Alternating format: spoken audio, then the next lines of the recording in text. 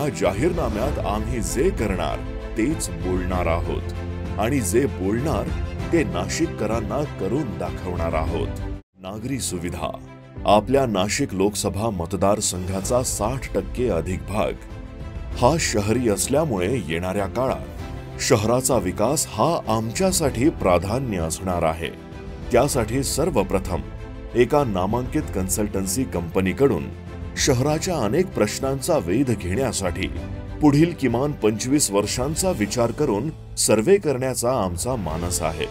त्याचबरोबर शहरातील सर्वात प्रमुख समस्या असलेल्या वाहतूक कोंडीवर तात्काळ उपाययोजना करण्याबरोबरच द्वारका ते नाशिक रोड याबरोबरच इंदिरानगर, पाथर्डी फाटा, नांदूर नाका येथील ट्रॅफिक नियोजनासाठी आम्ही उपाययोजना करणार आहोत। नाशिकचा वाढता विस्तार व लोकसंख्येचा विचार करता मल्टी मॉडेल वाहतुकीचा आराखडा तयार करून नवीन उड्डाणपूल, बाह्य रिंग रोड, बोगदे यांच्या निर्मितीसाठी आम्ही प्रयत्नशील असणार आहोत।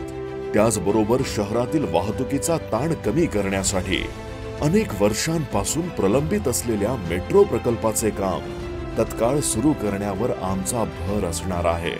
चला तर मग या नव्या नाशिकच्या निर्मितीसाठी हातात हात घेऊन संकल्प करूया। येणाऱ्या काळात नाशिकच्या उज्ज्वल भविष्यासाठी बादली समोरील बटन दाबून शांतिगिरी महाराजांना विजयी करूया। नाशिकचा आवाज, शांतिगिरी महाराज।